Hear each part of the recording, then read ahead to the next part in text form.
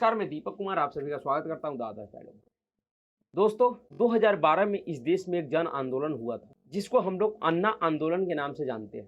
वो आंदोलन क्यों हुआ था? वो आंदोलन पूर्णतः इस देश में भ्रष्टाचार और भ्रष्टाचारी नेताओं के खिलाफ हुआ था। देश से भ्रष्टाचार मिटाना है, इसी के उद्देश्य से वो आंदोलन इस देश में किया गया था। उस आंदोलन से इस देश में एक राजनीतिक दल और एक राजनेता उभरा, जिस राजनेता को लोगों ने यह कहकर सहयोग और समर्थन दिया कि यह राजनेता ईमानदार है, कट्टर ईमानदार है, और कहता भी वो था कि मैं कट्टर ईमानदार हूँ। वह गली गली में घूम घूम के कहता था उस समय कि शीला दीक्षित, जो कि उस समय दिल्ली की मुख्यमंत्री हुआ करती थी, उसके घर में 9 एसी लगे हैं, उनके टॉयलेट तक में एसी है, तो उसका बिजली का बिल कौन भरता है? उसका बिजली का बिल हम भरते हैं, लोगों के टैक्स पेयर के पैसे से भरा जाता है। हम क्यों भरे शीला दीक्षित के घर के बिजली का बिल? बिल्कुल बात सही था। वो व्यक्ति उस समय कहता था लोगों को कि दिल्ली सचिवालय पूरा एयर कंडीशनर है, हर एक जगह एयर कंडीशन है, उसका बिजली का बिल कौन भरता है? हम लोग भरते हैं, हमारे टैक्स पेयर के पैसों से भरा जाता है। हम क्यों भरे इन सब चीजों का बिल? बिल्कुल सही बात है कि जनता किसी भी वीवीआईपी लोगों के सुविधा का बिल क्यों भरे। बात उस समय सुनने में बहुत अच्छा लगा था लोगों को ऐसा लगा था कि शायद यह व्यक्ति इन सब चीजों के खिलाफ कोई काम करेगा। उस समय इंडिया अगेंस्ट करप्शन के नाम से एक और जन आंदोलन भी चला रहा था, यही केजरीवाल। लोगों को क्या पता था कि जो आज से 10-12 साल पहले इंडिया अगेंस्ट करप्शन का नारा दे रहा था, वो 10-12 साल बाद इंडिया विथ करप्शन का नारा देने लगेगा। वह उसी सत्ता के दलदल में डूब जाएगा जिसके खिलाफ वो निकला था, जिसके खिलाफ उसने आवाज उठाया था। दरअसल अरविंद केजरीवाल एक ऐसा नाम है जिसको इस देश का लोग याद रखेगा कि किस तरह से एक व्यक्ति जन आंदोलन से निकला, करप्शन के खिलाफ निकला, भ्रष्टाचारी नेताओं के खिलाफ एक मुखर आवाज बन के निकला, और आज 10-12 सालों के बाद वो उस व्यक्ति और उस पार्टी का ऐसा स्थिति हो गया कि वह व्यक्ति आज उसी भ्रष्टाचार में डूबा हुआ है, आकंठ डूबा हुआ है, उसी भ्रष्टाचारी नेताओं से गले मिल रहा है, गलमहिया खेल रहा है। जिन लोगों को उस समय जेल भेजने के लिए कहता था, दिन रात पानी पी पी के कोसता था, आज उन्हीं नेताओं के साथ, उन्हीं के बच्चों के साथ गले मिल रहा है, उनके साथ हाथों में हाथे डालकर गलबहिया खेल रहा है, मंचों पे खड़े होकर फोटो खिंचवा रहा है। दरअसल अभी उस समय यह व्यक्ति 2013 में चुनाव लड़ने से पहले एक शपथ पत्र बांटा था लोगों के बीच। वो शपथ पत्र क्या? दरअसल वो शपथ पत्र था चुनाव लड़ने के लिए। ये लोगों को बता रहा था कि ये चुनाव में जीतने के बाद क्या क्या करेंगे। चुनाव लड़ने का इन्होंने लिखा कि मैं शपथ लेता हूं कि मैं आम आदमी पार्टी से विधानसभा क्षेत्र, जिस विधानसभा किसी भी क्षेत्र से चुनाव लड़ सकता था, चुनाव लड़ने का इच्छुक हूं। मैं जीतने के बाद निम्न बातों का पालन करूंगा। मैं लाल बत्ती गाड़ी नहीं लूंगा, मैं अपने लिए आवश्यक सुरक्षा नहीं लूंगा। सुरक्षा बल नेताओं की सुरक्षा के लिए नहीं, बल्कि आम आदमी की सुरक्षा के लिए होती है। नेताओं को आम आदमी से ज्यादा सुरक्षा की जरूरत नहीं है। मैं बड़ा बंगला नहीं लूंगा, आम आदमी की तरह सामान्य घर में रहूंगा। मैं स्वराज की धारणा से पूरी तरह से सहमत हूं कि जनतंत्र में सत्ता सीधे जनता के हाथ में होनी चाहिए, ना कि नेताओं और अफसरों के पास। ऐसा कानून लाने के लिए मैं हर संभव कोशिश करूंगा, लेकिन जब तक ऐसा कानून नहीं आता है तब तक मैं अपने हर काम अपने क्षेत्र के जनता से पूछ कर करूंगा। मैं जन लोकपाल बिल और चुनाव सुधार के लिए प्रतिबद्ध हूं। ऐसे कानून लाने में जल्द से जल्द आए, इसके लिए मैं पूरी कोशिश करूंगा। बिना लोगों की मर्जी के उनकी जमीन छीनने की ताकत सरकार को नहीं होनी चाहिए। ऐसा कानून लाने के लिए मैं पूरा प्रयास करूंगा। मैं आम आदमी पार्टी की विचारधारा एवं उद्देश्यों को अच्छी तरह से पढ़ एवं समझ लिया है, और मैं इससे पूर्णतः सहमत हूँ। उम्मीदवार चयन प्रक्रिया को भी मैं पढ़ लिया और मैं इससे पूर्णतः सहमत हूँ। जो व्यक्ति उस समय इस तरह का बातें कहता हो, लोगों के बीच एक भ्रम का माहौल खड़ा कर दिया था। जिस तरह से गली गली मोहल्ले मोहल्ले जाकर यही बातें लोगों को समझाया करता था, लोगों को भी ऐसा लगा कि शायद ये व्यक्ति सच कह रहा है, शायद ये व्यक्ति ऐसा करेगा। लेकिन लोगों को इसकी जो चेहरा था, जो इसका छिपा हुआ चेहरा था, वो समझ में नहीं आया। क्योंकि इस देश में बहुत ऐसे सरकारी कर्मचारी होते हैं जो सरकारी नौकरी ही इसलिए करते हैं कि उन्हें भ्रष्टाचार करना होता है, भ्रष्टाचार की काली कमाई से उन्हें बड़ी हस्ती बनना होता है। वैसे ही व्यक्तियों में से एक अरविंद केजरीवाल भी था, जो एक व्यक्ति सरकारी पद पे रहते हुए खुलकर भ्रष्टाचार नहीं कर पाया, खुलकर अपने लिए माल नहीं कमा पाया, अपने भ्रष्टाचार के जो भूख है उसको पूरी तरह से तृप्त नहीं कर पाया, तो इसने सोचा कि क्यों नहीं इस जन आंदोलन के सहारे एक ऐसा रास्ता तैयार करो जिससे अकांठ भ्रष्टाचार करने का मौका मिले, असीमित भ्रष्टाचार करने का मौका मिले। और ये अभी दिख भी रहा है किस तरह से भ्रष्टाचार के आरोपों में इस पार्टी के बड़े से बड़े जितने भी बड़े नेता थे सब के सब जेल में हैं, किसी को जमानत नहीं मिल रहा है। यह व्यक्ति भारत में भ्रष्टाचार का एक मानक बनेगा और यह पार्टी आम आदमी पार्टी भारत में भ्रष्टाचार का मानक बनेगा, जिसका मुखिया अरविंद केजरीवाल है। दरअसल अभी 2 दिन पहले टाइम्स नाउ भारत ने खुलासा किया है ऑपरेशन शीश महल। उस ऑपरेशन शीश महल के बाहर आने के बाद शायद लोगों को समझना चाहिए कि एक ऐसा व्यक्ति जो 2013 में चुनाव के दौरान एक नीली वैगन आर कार से आया था, वो भी कार इसका अपना नहीं था, एक व्यक्ति ने जो कि दिल्ली के द्वारका का रहने वाला था, उसने इसे डोनेट किया था, दान किया था, दान के कार पे चढ़ के ये नॉमिनेशन भरने आया था। और आज इस व्यक्ति के पास किस तरह का काफिला है, 58 गाड़ियों का काफिला लेके बंदा चलता है। जो व्यक्ति कहता था कि मैं सुरक्षा नहीं लूंगा, उसके पास आज टॉप का सुरक्षा है। जो व्यक्ति कहता था कि मैं सामान्य जीवन जीऊंगा, वह व्यक्ति आज इस बात से घबरा रहा है कि उसके घर के ऊपर से ड्रोन उड़ रहा था जिसके लिए वहां जांच बैठी। जो व्यक्ति कहता था कि मैं सामान्य घर में रह लूंगा, मैं कोई बड़ा बंगला नहीं लूंगा, उस व्यक्ति के बंगले के ऊपर जो खुलासा हुआ है वो चौंकाने वाला है। और इससे स्पष्ट होता है कि किस तरह से यह व्यक्ति भारतीय राजनीति के भ्रष्टाचार का मानक बनेगा। दरअसल ऑपरेशन शीश महल के तहत जो खुलासे किए हैं टाइम्स नाउ भारत ने, पूरी तरह से डॉक्यूमेंट्री खुलासे हैं, सिर्फ ये हवाई बातें नहीं है। इसमें यह आम आदमी, अपने आप को आम आदमी कहने वाला व्यक्ति कि सीएम आवास में 44 करोड़ 78 लाख रुपए खर्च किए गए डेकोरेशन के लिए।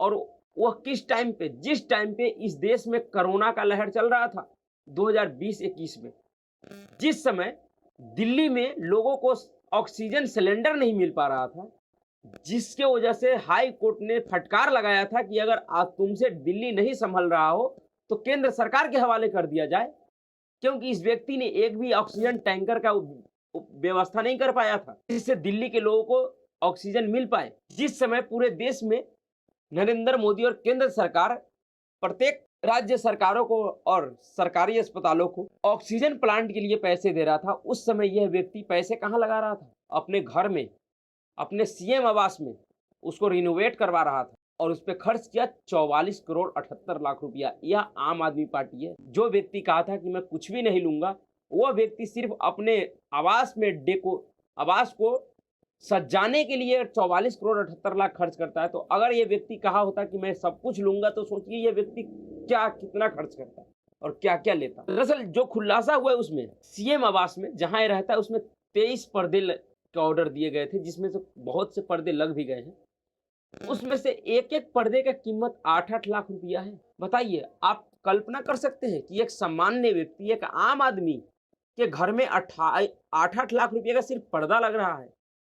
8 लाख में अभी भी गांव में, ग्रामीण इलाकों में एक गरीब परिवार के 2 रूम का ग्रामीण परिवेश के हिसाब से एक अच्छा खासा मकान बन जाता है, जिसमें वो व्यक्ति अपना पूरा जीवन यापन कर लेता है, पूरा गुजर बसर कर लेता है। उस कीमत पे 8-8 लाख की कीमत पे यह सिर्फ माननीय अपने हवा आवास में पर्दा लगवा रहे थे। पता नहीं वो कौन सा पर्दा था, उस पर्दे के पीछे कौन सा काला चेहरा छुपाना था इनको। अगर 8-8 लाख का पर्दा है तो समझिए उस पर्दे के पीछे कुछ ना कुछ तो ऐसा छिप रहा होगा, कुछ ना कुछ तो छिपाया जा रहा होगा, जिसके लिए इतनी महंगी महंगी पर्दे लगवाए गए। उसके बाद 40 लाख रुपये का अलमारी। बताइए, ये आम आदमी का घर है। यह कह रहे थे कि मैं एक सामान्य घर में रह लूंगा, ये एक सामान्य घर में 40 लाख रुपए का अलमारी लग रहा है। 40 लाख में किसी मेट्रो शहर में अभी भी मकान मिल जाएगा। ये सिर्फ उतने का अलमारी लगवाए अपने घर में, आम आदमी के घर में। उसके बाद इंटीरियर डेकोरेशन यानी अंदर जो सजावट हुआ, उस पर 11 करोड़ रुपये खर्च किया, जिसमें 4 करोड़ रुपये का सामान सिर्फ दीवारों पे लगाया गया, दीवारों को सजाने के लिए, जिसपे 4 करोड़ रुपये खर्च किए गए। ये आम आदमी का घर था, कोई वीवीआईपी सुविधाएं नहीं ले रहा था, क्योंकि इन्होंने पहले ही मना कर दिया मुझे कोई वीवीआईपी सुविधा नहीं चाहिए, हमें लग्जरियस लाइफ नहीं चाहिए। या अनलग्जरियस लाइफ में इस तरह का खर्चे हो रहा था। समझ जाइए, अगर ये लग्जरियस लाइफ का मांग कर दे तो क्या होगा, कितना खर्च करेगा ये व्यक्ति। उसके बाद 21 लाख रुपये का खंभे लगाए गए उसमें, उस सीएम आवास में, जो खंभा, जो जिसे हम पिलर कहते हैं, वो पता नहीं किस चीज का पिलर बनाया गया, जिसपे सिर्फ 21 लाख रुपए पिलरों पे खर्च हो गए। 2 रसोई तैयार किया, जिसमें से एक रसोई पे 63 लाख रुपये खर्च किया गया और एक पे 32 लाख रुपया। 63 लाख रुपया में आप दिल्ली जैसे शहर में अभी भी एक अच्छा खासा फ्लैट खरीद सकते हैं, मिल जाएगा। ये आम आदमी पार्टी, जो अपने आप को आम आदमी बताता है, जो जानबूझकर जिस व्यक्ति को एल या एक्सल का शर्ट आएगा, वो व्यक्ति डबल एक्सल या ट्रिपल एक्सल का शर्ट पहनता है। ऐसे लगता है जैसे कोई गंवार आदमी है, जिसको कपड़ा पहनने तक का ढंग नहीं है, तमीज नहीं है। वो व्यक्ति सिर्फ दिखाने के लिए इस तरह काम करता है। वो व्यक्ति 63 लाख रुपये के किचन में बना हुआ खाना खाता है। यह नॉन लग्जरियस लाइफ है, तब ये हाल है। दूसरा किचन 32 लाख रुपये में तैयार हुआ। सोच लीजिए उस किचन में क्या पकता होगा, क्या सुविधा होगा इस किचन में। कोई आदमी बनाता है या अपने आप बनता होगा। दरअसल इस देश के लोगों को सोचना चाहिए कि जब भी कोई जन आंदोलन हुआ है, उस जन आंदोलन से निकलने वाला जो भी नेता है, वो चाहे समाजवादी हो या भ्रष्टाचार के खिलाफ, वह नेता राजनीति में आने के बाद लूटता तो समाज को ही है। इस देश में एक और जन आंदोलन हुआ था 1974 में, 18 मई 1974 को, 18 मार्च 1974। उस समय उसे जेपी आंदोलन के नाम से हम लोग जानते हैं, पढ़े हैं। उस आंदोलन से भी बहुत सारे नेता निकला इसी तरह का, जो समाजवादी नेता, जिसने इस देश में समाजवाद का लहर चलाया और समाजवाद के नाम पे घोर जातिवाद का लहर चलाया। समाजवाद के आड़ में सिर्फ परिवारवाद पे काम किया। समाजवाद के आड़ में इस देश के कई एक प्रदेशों को पिछड़ा और बीमारू प्रदेश बना दिया और सिर्फ अपने परिवार को करोड़पति और खरबपति बना दिया। अब देख लीजिए उन समाजवादी नेताओं का, चाहे वो मुलायम सिंह हो, चाहे लालू यादव हो, चाहे नीतीश कुमार, ये सब उसी समाजवाद के लहर से निकला हुआ नेता है।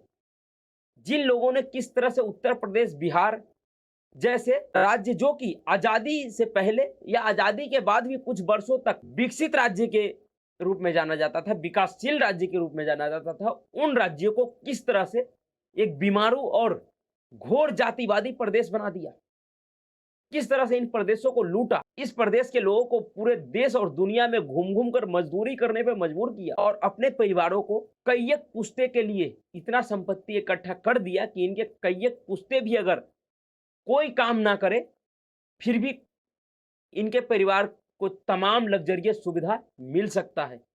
कई एक पुश्ते इनके लग्जरियस सुविधा के साथ जी सकते हैं, रह सकते हैं। ये सब के सब जन आंदोलन से निकले हुए नेता सिर्फ लोगों को मूर्ख बनाता है, लोगों को ठगने का काम करता है, जनता के पैसे को, रिसोर्स को लूटने का काम करता है। इससे ज्यादा ये कुछ नहीं करता, सिर्फ और सिर्फ ये अपने परिवार के लिए करता है। चाहे वो कोई समाजवादी हो, चाहे वो कोई इंडिया अगेंस्ट करप्शन के नाम पे पैदा हुआ नेता हो, अरविंद केजरीवाल जैसे नटवर लाल की तरह। दरअसल उन समाजवादियों का ही ये शहरी मॉडल अरविंद केजरीवाल है, जो समाजवाद के नाम पे जातिवाद फैलाया। उसी का ये शहरी मॉडल अरविंद केजरीवाल, जो करप्शन के खिलाफ निकलकर और खुद ही करप्शन में डूब गया, लोगों को फ्री का लालच देकर, निकम्मा बनाकर, नालायक बनाकर, उसके आंखों में धूल झोंककर, उन्हीं के रिसोर्सेस को लूटकर, उनके ही द्वारा दिए गए टैक्स पेयर्स के पैसे को लूटकर यह व्यक्ति अपने तमाम लग्जरियस सुविधाओं पे खर्च कर रहा है। यही व्यक्ति, ये आम आदमी पार्टी, जो अपने घर में 9 करोड़ रुपए का स्विमिंग पूल बनवाया था।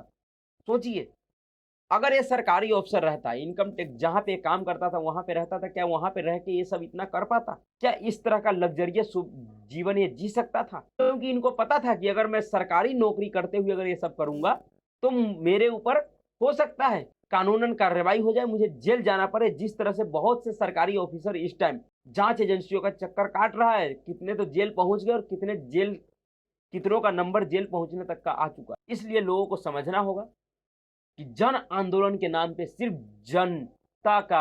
जनता के साथ छलावा किया जाता है, छल किया जाता है। कोई भी नेता, जितने भी आज तक जन आंदोलन से पैदा हुए हैं, वो उनमें से अधिकतर नेताओं ने सिर्फ इस देश को लूटा है, और जिन्होंने नहीं लूटा, आज उनका पूरा राजनीतिक कैरियर, उनके बच्चे का जान पहचान नामो निशान हर चीज मिट गया है, कोई नहीं जानता है उसको। आप एक भी ऐसे जेपी आंदोलन के उन नेताओं के परिवार के को नहीं जानते होइएगा या उनके राजनीतिक अस्तित्व को नहीं जानते होइएगा, जिन्होंने लालू प्रसाद यादव जैसे या मुलायम सिंह यादव जैसे लोगों के तरह अपने बच्चों के लिए संपत्ति इकट्ठा ना किया हो। जिसने भी ईमानदारी से काम किया, उनमें से किसी नेता का आज कोई अस्तित्व नहीं है राजनीतिक। सबके सब मिटा दिए गए, सबके सब भुला दिए गए। लेकिन जो लोग इस देश को लूटा, अपने बच्चों के लिए माल इकट्ठा किया, संपत्ति बनाया, लोगों को बेवकूफ बनाया, प्रदेश को लूटा, देश को लूटा, आज उस सबका नाम इस देश के इतिहास में, चाहे बेशक चोरों या लुटेरों के नाम पे ही हो, लेकिन है। आज उन्हीं का बच्चा जो अनपढ़ गंवार है, जिनकी इतनी हैसियत नहीं कि वो किसी कंपनी में नौकरी कर सके, उनके अंदर इतना भी क्षमता नहीं है, वो अपने से अपना भाषण नहीं लिख सकता है, वह व्यक्ति भी आज मुख्यमंत्री और उप मुख्यमंत्री बन के बैठा हुआ है और देश में बड़ा नेता बनने का ख्वाब देख रहा है। सच्चाई यही है बड़े बड़े जन आंदोलन से निकले हुए नेताओं का। और भविष्य आगे चल के अरविंद केजरीवाल भी वही करेगा जो लालू प्रसाद और मुलायम सिंह यादव ने किया। ये भी इससे ज़्यादा कुछ नहीं करेगा। देखते जाइए, आगे आगे और भी बहुत सारे खुलासे होने बाकी है। इस आम आदमी का नकाब उतरना शुरू हो गया है और धीरे धीरे बिल्कुल ही नंगे हो जाएंगे। तो अभी के लिए इतना ही। अगर आपको वीडियो अच्छा लगा तो वीडियो को लाइक कीजिए, शेयर कीजिए और चैनल को सब्सक्राइब जरूर। नमस्कार।